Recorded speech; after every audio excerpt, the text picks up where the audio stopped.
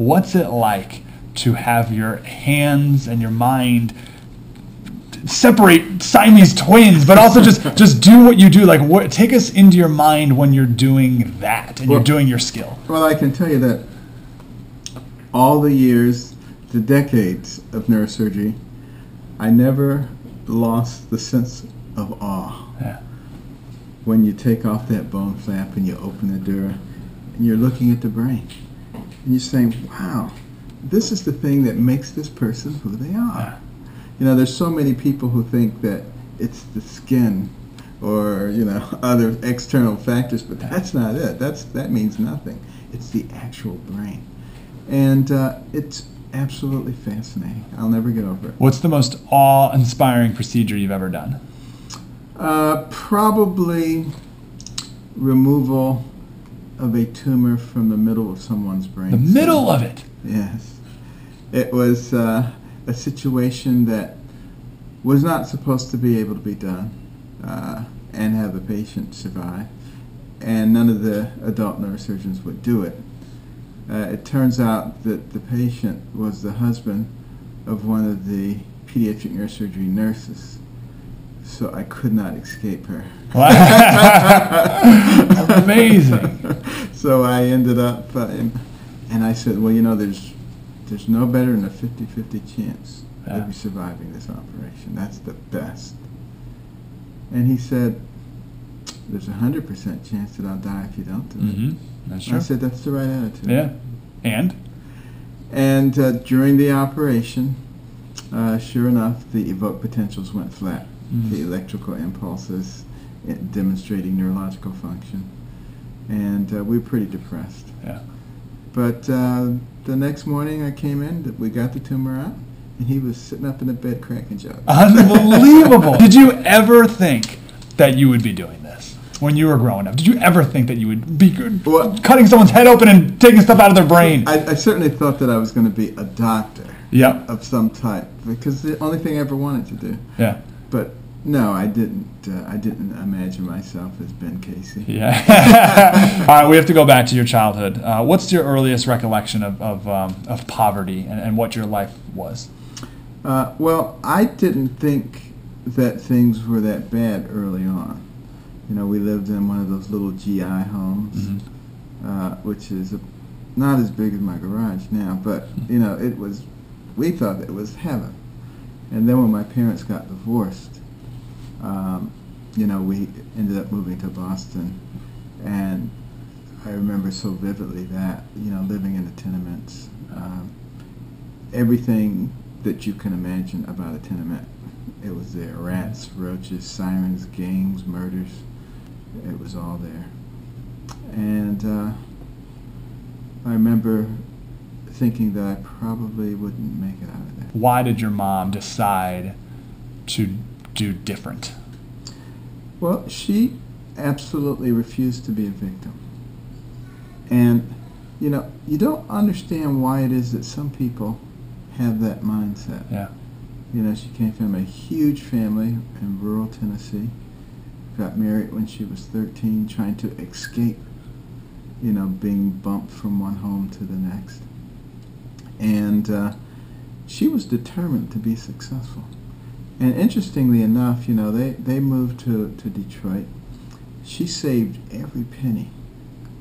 And they actually acquired a large amount of property in Detroit. In fact, if my father had had the good sense to listen to her, they would have been very wealthy people. Yeah. What would you say one of the biggest problems in society is today, from a cultural standpoint?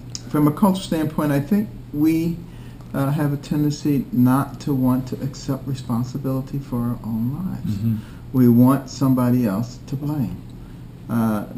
It was their fault. They created the problem for us. If it hadn't been for them, we would have been successful. And you know, as long as you can wallow in an excuse, you really don't have any reason to work toward rectifying the situation. Is that a new phenomenon, you think? I think it's become progressively more prevalent in our society. Certainly early on in America, there was a very prevalent can-do attitude. Yeah. And that has largely disappeared. My favorite story I've heard from you yet is how your mother would have you read books, write book reports, and she didn't know how to read, so she That's correct. couldn't really read them. But you didn't know that. We didn't know. That's it. unbelievable. When did you figure that out? When did you know she couldn't read it? Well, it was later in high school. Amazing. And, she eventually did teach herself to read and got her GED. In fact, she got her Amazing. GED the same year that I graduated from high school. Good for her. What'd you say to your mama when she did that? Congratulations. And she went on to college, and in 1994 she got an honorary doctorate, so she's What? Dr. Carson now. Oh, yeah. That's amazing. How does the Solutions for Change vision correlate with what you've seen that's failed and what you think could work nationwide? Well, the main thing that I like about Solutions for Change is that it recognizes that we're all in the same boat. How so? Well, if part of the boat sinks, the rest of it eventually goes down too. Yeah. So you can go to the presidential suite, but you're still going down. Yeah. And I think they recognize that, and they recognize that we are a brother's keeper, and we do have a responsibility. And the difference is, a lot of government programs and social programs really just kind of pat people on the head. Mm-hmm. They're there, you poor little thing, I'm going to take care of you. Yeah. That leaves people no better off. Yes, they get a check. Yes, they can go buy some hamburger helper and some hamburger. And yes, they have, a housing subsidy and health care subsidy. But there's nothing to incentivize them to move beyond that. Yeah. And now we have that on a generational basis. And you look at a lot of the communities, they're actually getting poorer. And you're having actually more people moving into that cycle of poverty. So Solutions for Change looks for ways to allow people to actually improve themselves, to take on some responsibility, to feel some responsibility towards someone else, and to move out of that cycle of dependence. What do you say to people who are on welfare, who say to you, you don't understand because they don't know your story, Right. but you were special, you were different. This is not the way for everyone. It's not that easy, Dr. Carson.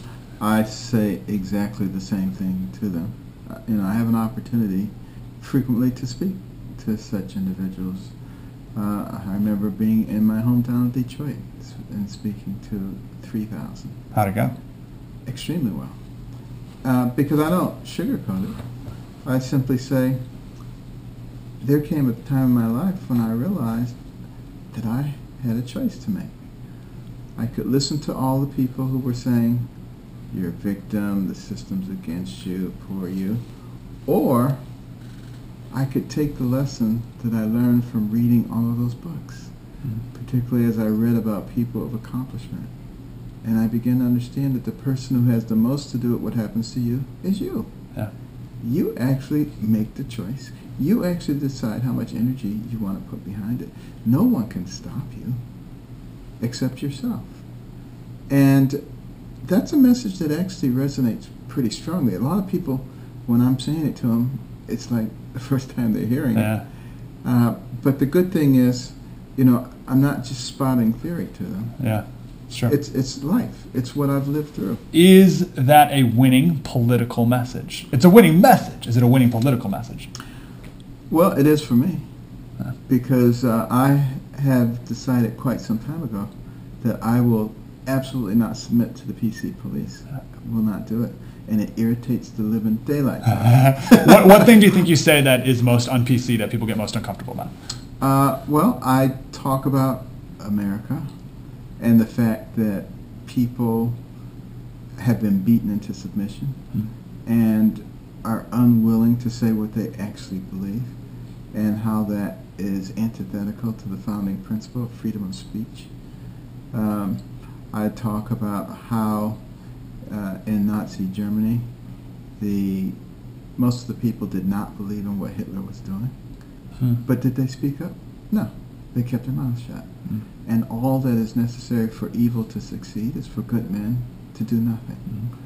And, they don't like it when you say things like that. What changes to the Constitution have happened, or changes to government has happened the most, that's bruised that gold apple? Well, it's been a pretty massive change. because the Constitution was put in place to preserve the power structure. The power structure placed the people at the pinnacle, and the government was to conform to the wishes of the people. It is just the opposite now. The people have to conform to the government. Case in point, Obamacare. And, we have completely lost sight of what the original intentions were. And the Constitution is not that long. It's only 16 1/3 pages. Yeah. People really need to read it and to understand that it was put in place for a very specific reason, in order to enable the people life, liberty, and the pursuit of happiness without a great deal of interference. So let's just say that there was a president Carson. I'm being crazy. Let's just presume that this happens. A lot of politicians talk about what they're going to do. They're going to do more and more. We're going to pass these laws. We're going to pass these amendments. We're going to do this and this. What are you going to undo? What are you going to do less of? Well, I'm going to do less government, that's for sure. In 2010, the last year we have good statistics, if you took the income of everybody who made $69,000 and above, that would be $5.1 trillion. It's a lot of money. Yeah. The federal government budget that year was $3.5 trillion. 60% of everything the middle class and above makes. Wow. Just to operate the government. Yeah. That's absurd. Yeah. So what I would advocate, obviously, is a reduction in the magnitude of the government. You got to be specific because people are going to say they're going to hound you. Well, I'm going to tell you exactly. You're going to take away health care. You're going to take away what? What are you going to take away? I'm going to tell you exactly how to do it. Every year, thousands of government workers retire. Don't replace them. Yep. You can shift people from one department to another to keep essential services going. But if you do that for 4 or 5 years, the size of government will reduce dramatically, get down to a size that's manageable. And that will take care of a large number of problems in and of itself. What do you think, when you were giving that speech at the prayer breakfast, what do you think the president, who was sitting 6 feet from you, what do you think he was thinking when he was looking up at you? He's probably thinking, there's got to be a way to get this guy. What do they got? What is there? Who in the world let this guy on this stage? I'm going to make sure that they get fired immediately. Yeah, I know he was. Why is that? Well, unfortunately, he, like many government officials, have forgotten one essential thing, and that is that they work for us. Yeah. We don't work for them. And that relationship needs to be restored. First thing you would do related to healthcare that you think would make the biggest difference in this country? Well, I think we have to give people real choice in terms of how they want to be taken care of. I've proposed a system that uses health savings accounts. It's very easy to understand.